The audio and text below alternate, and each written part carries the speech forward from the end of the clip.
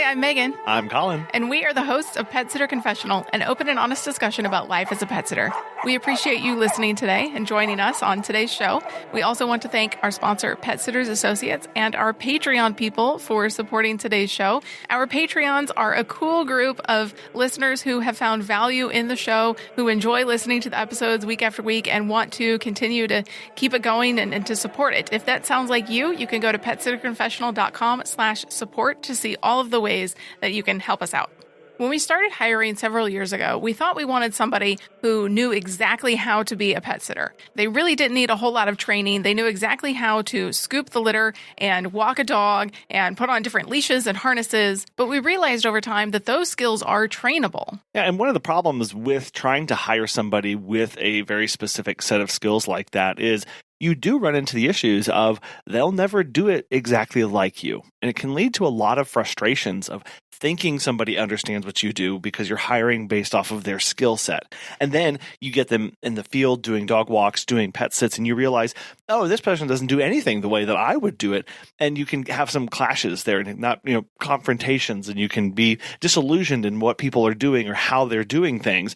And it can also lead to issues where people aren't that trainable because they do come in with a full suite of skills that they think are necessary or that they think are appropriate. And they believe that the way that they scoop the litter box or the way they wash the dog's bowl is the appropriate way. But coming into your company, you may have different processes and policies. And you end up going, oh, well, this person actually doesn't work for me, and they don't like working for you because you keep telling them you're doing it wrong when they don't think they are. Or it's just inconsistent in your company. They're doing it one way, and your other employees and you are doing it a different way. Right. So you end up frustrated. The more that we've hired people, the more that we've realized that we really do need to hire for the heart and train the skills. The problem with this is that this is very nebulous. This is very kind of fluffy language when we say hire for the heart. But what on earth does that actually mean, especially when we're hiring for a dog walking or pet sitting position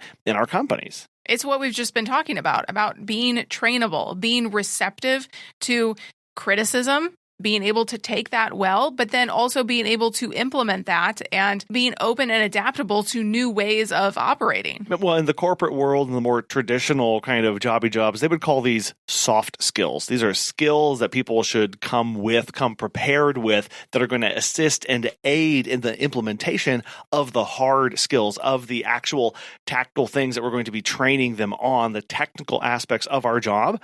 Those are made easier and better by the soft skills that people bring into this. So when we talk about hiring the heart, what we're talking about is a skill set, this suite of attitudes, mindsets, and positions that people bring into our company that we need to be screening for before we can overlay on that the technical aspect of how we execute our jobs. A lot of it is personality as well. We talk about being trainable. Well, that is an aspect of their personality that you need to look for. Obviously, also somebody that is kind and isn't going to come in with like a bull in a china shop, being able to be malleable and ultimately be confident in their abilities, but humble enough to ask questions. That is a big thing that we look for now in people that we hire. Are they confident in themselves as an individual? But not cocky. Exactly, because we have run into that where people think, oh, I need to come in here and show off and feel like that, that these people are going to really trust me because I know everything. But you run into, because they think they know everything, they're completely untrainable. And then that humble attitude of an individual. Is this somebody who is going to come to us with questions, or are they going to feel like that they have to go this alone, that they do have to know everything, that they have to carry the burden on their shoulders? Because this job is unique in that they have to be independent and think on their feet and make decisions in the moment, sometimes without consulting us. At the same time, when the rubber meets the road and they hit a wall, they need to be humble enough to ask us questions. Well, and that just gets to the core of part of what our culture is for our business. And again, this is different for everybody. And that's why understanding what soft skills you are looking for is going to really be the differentiating factor between you and the next business. All of the skills, the technical aspects of scooping litter and dog walks and stuff, those are pretty standard across every business. It's the cultural aspects, it's the attitudes, it's the mindsets, it's positionally, where do we come from on this? And we have a heart for really team-based approach, a lot of collaboration. And so that feeds into the kind of attitudes of people that we need. When we talk about being humble, it's not just coming to us for help. It's, is this person going to be humble enough to go ask their teammates for help, or ask their teammates for questions, or be humble enough to admit whenever they didn't get something done, or they're going to try to hide something and pretend like it didn't happen. These attitudes really reach into how we want to operate. And so as you think through, how do I want people to interact in my company? How do I want to be perceived as my company in my local area, to my clients and to my other team members? The soft skills that you bring in, that you screen for, are really going to play a major role in that. Before we do talk about the soft skills, I want to mention that we are specifically talking about employees here. Yeah. If you are using independent contractors, you really do need to make sure that the standards of their own business match yours, because you aren't training them here at all. You aren't hiring for the heart, training the skills type of thing. That is specific for an employee, because with an employee, you can train them. You cannot train an independent contractor.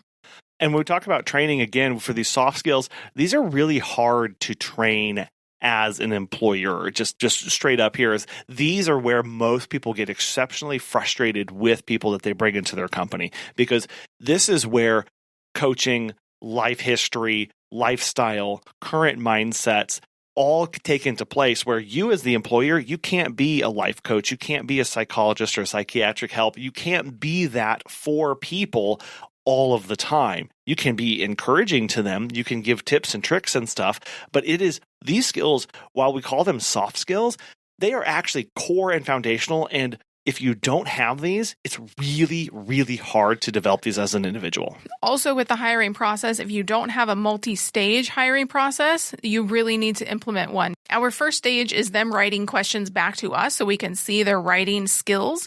Then we do a phone interview to see how they're going to do orally. And then we do an in-person to see how they do face-to-face. And each one of these, we ask different questions to get at the soft skills that we are looking for in this hire. So if you don't have those multi-stages, we would highly suggest you get them so that you can ask all of these questions that we're going to go over and get a full picture of how this person writes, acts, and is going to be in your company. Well, and is consistent. You can ask 2 or 3 different questions that get at each one of these aspects and see, is this person telling the truth, or are they just trying to tell me what I want to hear? Because they want the job. Yeah, because it's easy to lie one time, right? It's really easy to lie one time. It's hard to be consistent 2, 3, 4 times over the course of a week or more as you draw out your process here. So that's another reason why a well thought out, well planned, multi-stage hiring process is important, so that you are vetting and you are seeing consistency and actually getting the truth from people. A lot of employers also do personality tests, but this does get tricky because it can be seen as discriminatory if you do it during the interview process before you've hired them. Because if you don't end up hiring them, they can say, oh, it was because I scored this way and they didn't like that. So be careful with that. Maybe do that on the back end instead of after you've hired them. Then that's a way to get to know them better, to see how you can help them, how you can manage them, where you need to take them on the journey in your company. So we wanted to walk through 10 soft skills that we think are really valuable. And again, this isn't across the board. Everybody must check box on every single one of these, or they must be equally, each one of these aspects. But we do look for a good mix of these, and whatever you need for your company, for your culture, for how you operate, you need to take these and run with them and develop your own and how you look for them as well. And one of the first soft skills that we look for as a business is empathy. So we believe that we are a people company. We serve people. So we need to have people on our team that understand and share feelings of both pets and their owners. It's crucial to how we operate.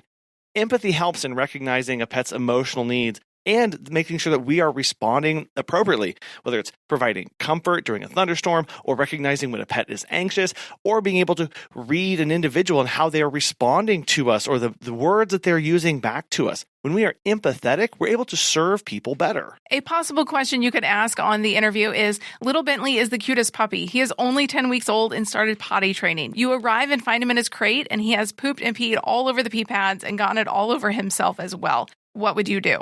This allows you to see how the person responds. Are they empathetic to Bentley? Are they going to properly care for him? Are they going to take the time to do that? Are they going to respond emotionally? A lot of times when we ask this question during an interview, the respondent will go, "Oh, poor guy," or "Oh, that's so sad. I can't believe that." They're going to have this visceral response in the interview to this kind of scenario. This is a good cue. Okay, this person is empathetic to the situation. They have an emotional response and they are feeling bad in this moment. Then yes, the next step is, can they pull themselves together enough to get a coherent process in order to make sure everything is cared for and cleaned up appropriately? Another soft skill to look for is patience. Working with animals requires a lot of patience, especially when dealing with nervous or aggressive or energetic pets or geriatric, needing medicine. All of these things they need patience. It ensures that the pets are handled gently and with care, fostering trust and positive experiences. We want our people to be patient, because that ultimately respects the pet and it respects the client. So we ask the question of how they would handle a visit taking longer than expected. Maybe it was the employee's first time at a particular client, or the dog is skittish or refuses to get leashed up. You can ask these scenario questions and then say, what would you do, or how would you handle that? You're looking for a response here. Does somebody immediately jump to, well, I've got to do what I can to get the dog outside so that I can go pee, or I've got to get him harnessed up? Do they immediately jump to the tasks?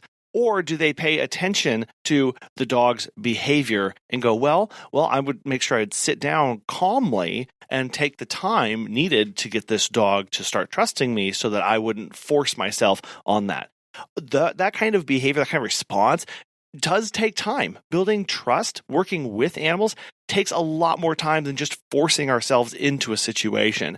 So it also communicates how this person is going to handle those situations with those kind of pets. Now, with a lot of these soft skills, you do have to couch this in balance of, there are definitely two sides where somebody can be way too patient and take too much time, where if you have them on a 30-minute visit and they go an hour and a half because they're sitting on the floor trying many methods of getting the dog to come to them, but the dog is just in the corner, not being receptive at all.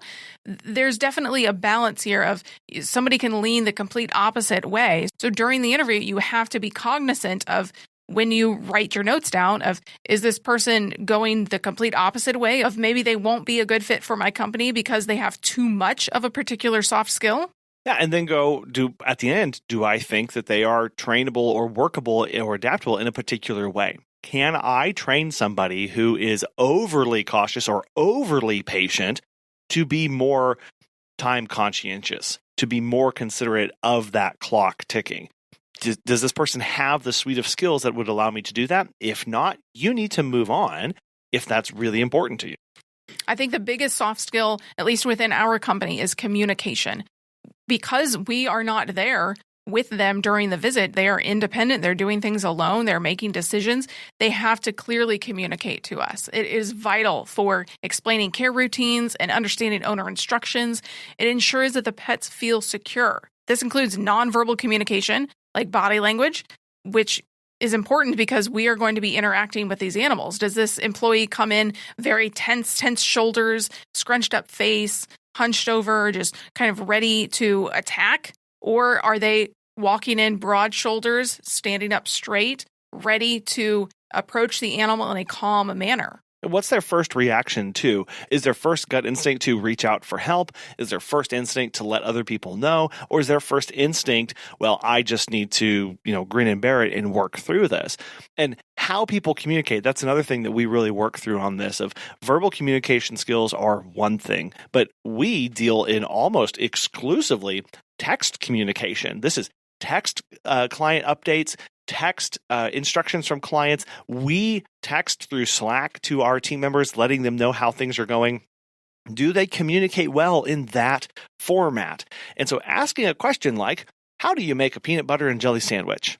Especially in the written format. This is one of our written questions. How do you make a peanut butter and jelly sandwich?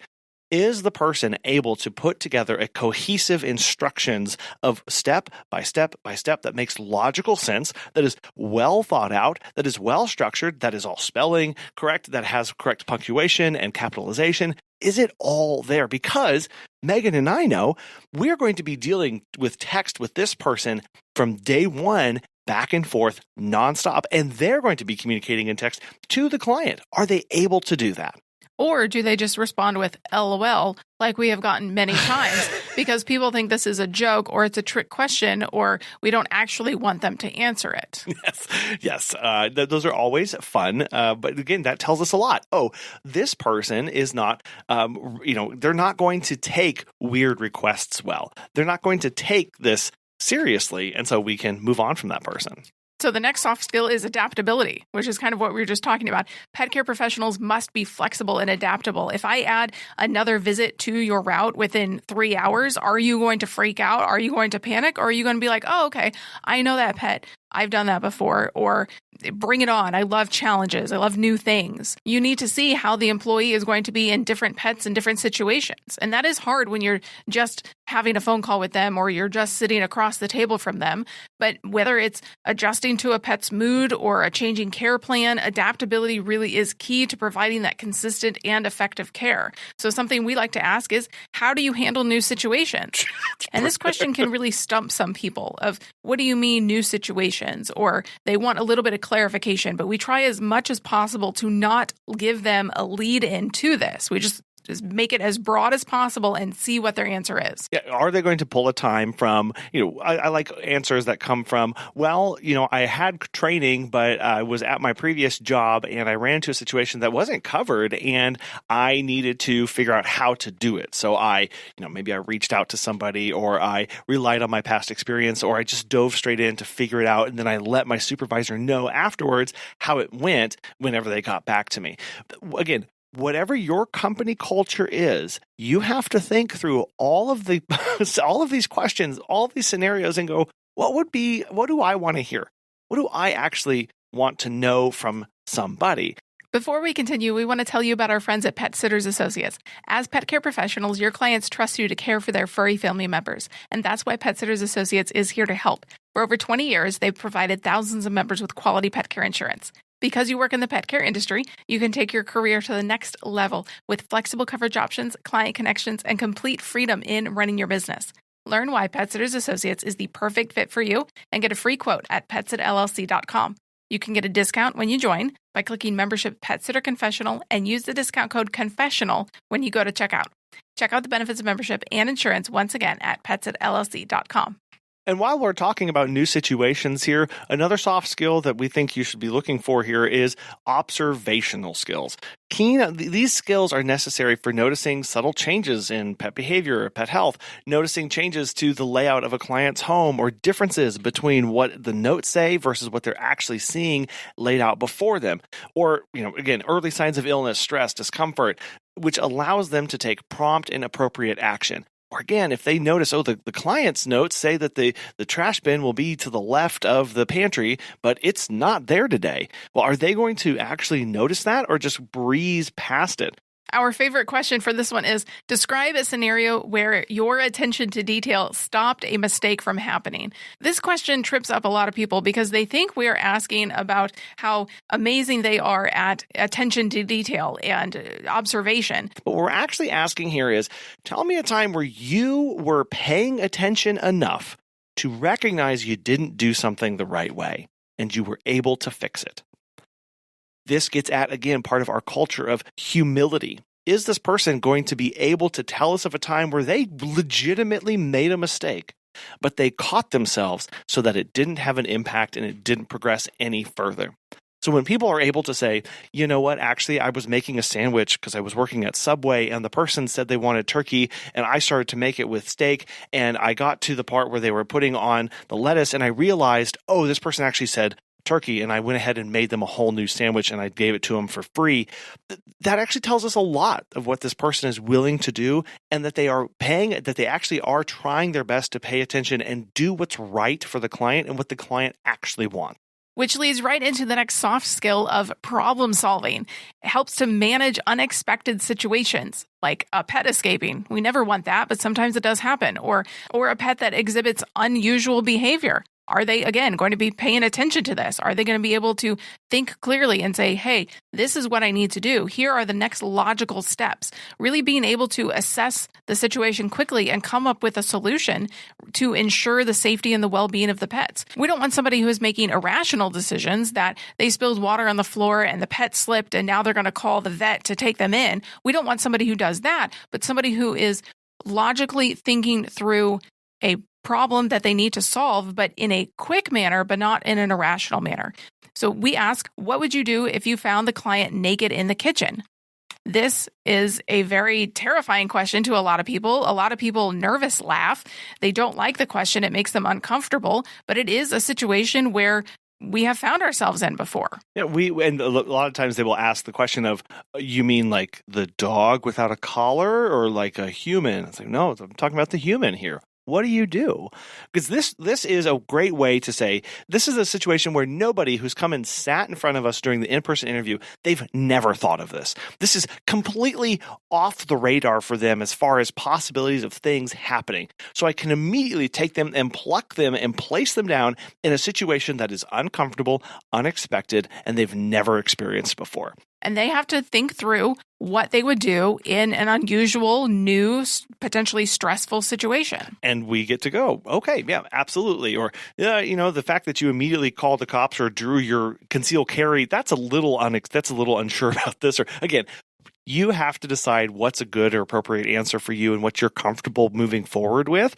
But really, at the core of this, we want to go, does this person have a decision tree that makes sense and that they're able to do under stress? And again, just by doing this in we do all of our in-person interviews at coffee shops, so it's a public setting. They get a little bit nervous because there are people around talking and watching them, and I'm asking them to describe what they do if there was a naked person in the home.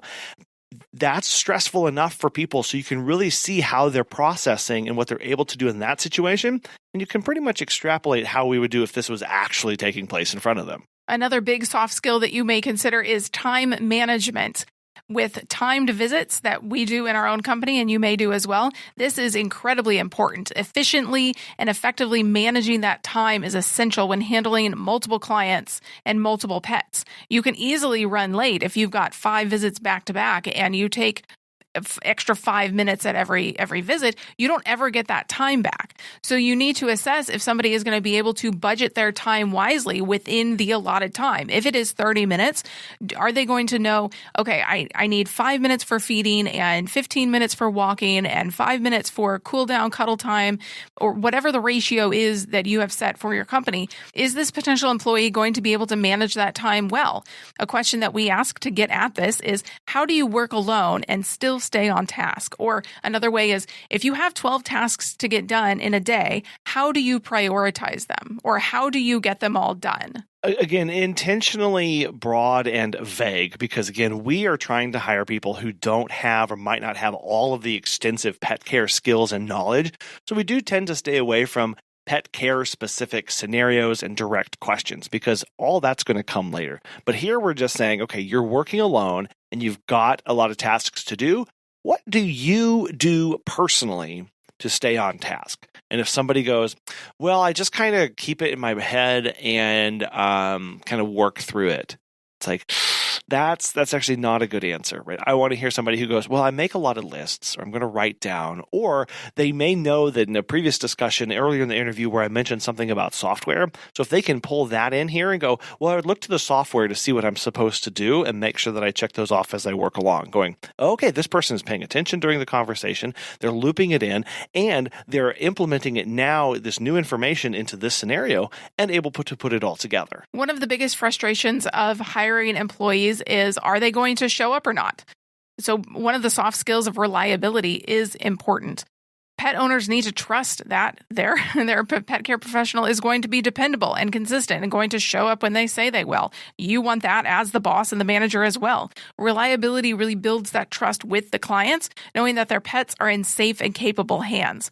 We ask the question, we know that things happen, but how would you handle being late to a visit? And 9 times out of 10, people say, oh, I would never be late. I can't even fathom being late. I've never been late in my life. If I'm late, if I'm on time, then I'm late. And I always try to arrive 10 minutes early. Well, every single person virtually has answered that way. And almost every employee we've ever hired has been late at least once. Because again, if you go over 5 minutes at a visit, you can't ever get that time back. Yeah. And so will they actually answer this question? Again, this humility aspect comes back in here, this honesty aspect. We're not saying, oh, will you ever be late? I'm not asking that question because nobody can truthfully answer that question. But what I am asking is, okay, you're late. How do you handle that? Well, and this also gets back to the communication part of this, because sometimes people don't even think of you and I of looping us into the fact that they're late. Yeah. Yep. The first time somebody said, oh, well, I would let management know, I wrote that down. I was like, oh, yeah. Oh, wait. I'm management. Oh, right. They need to tell me. They need to tell me. Or even better, if somebody goes, you know what, I would make sure to follow your communication policy for how to handle lateness like this. But what we want to hear is somebody who goes, well, what I typically do is here's how I would handle being late, but just so that you are aware, possible future employer, here's how I set my alarms. Here's how I prepare for the day. So I make sure that I try and have everything ahead of time so I'm not showing up late. And if I do, I'm going to let you know, but as soon as I know. A lot of people come into this industry thinking it's all puppy cuddles and kitty kisses. You're listening to this podcast, so you know it's not. But a lot of new people that we're hiring don't understand that. And so having some modicum of emotional resilience as a soft skill is critical to the longevity of employees in our companies.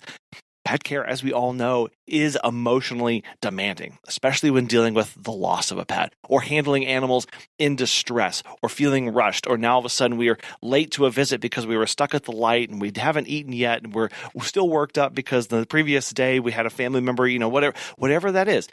Emotional resilience helps us manage our emotions while providing calm and steady care to the particular animals. And so what we are looking for is somebody who can recognize how they are responding and then adjust accordingly or ask for help. And so one way we ask this is, hey, you walk Sadie 4 times a week. After a couple months, we get a brand new client inquiry. And because of where they live and your existing schedule, we give the new client to you and we move Sadie to another team member and employee. How would that make you feel? I'm not going to ask, what do they do about it? I'm going to say, how does that make you feel? And what we want to hear is somebody who goes, well, I'm going to miss Sadie, but I know that change happens and that's really important. And I'd be excited to make a new friend. And the best answers here, the people will say, and I'd make sure who is ever walking Sadie, I'd give them some notes and tips to make sure that they bond and that they have a great time, just like I did with her. This allows us to see this is a well-regulated person who can work through these situations and embrace them and know that they're going to have to manage their emotions. They're going to have to work through these. But at the end of the day, it's about serving people and taking care of their pets. And they're not going to freak out just because the schedule has changed or it's a new route, that they are, again, malleable. And adaptable. As we all know, this job is very independent. So we need people who ethically can make judgments that are in the best interest of ultimately the company. When we make ethical decisions about the pet care, such as when to intervene in a pet's health or how to respect the wishes of a pet's owner, that really is crucial. If we think that the cat should get fed an entire can of food, but the owner has requested only half a can of food, well, it's not ethical to then feed the whole can just because we think so. So we don't want to hire people that go against the owner's wishes, even if we disagree with them. Now, obviously, there are pet welfare and standards that we need to take into account here. But on the whole, if we just disagree with a feeding regimen or the way that they have their couch positioned in their house, we need to not make those judgment calls for them. Well, it's also, we as a company, we have policies about things we will and will not do. One ethical thing for us personally as a company is we're not going to use prong collars when we're out walking dogs. Again, you make your own decisions for your company. It's just what we have found has worked best with us and our clients. We need to know that if we have an employee who walks into a client's house and the only thing there is a prong collar, are they going to move forward with that? Or are they going to notify us and look for ways to modify that walk or do something different? This all ensures the welfare of the pet because it's always top priority. It's also about respecting the client's wishes and making sure that we are doing right by both of them. So a question we can ask to get at this is, how would you handle a dog with a broken toenail? What we want to see here is somebody who's going to, first, they're going to ask some details. They're going to say, how broken is this?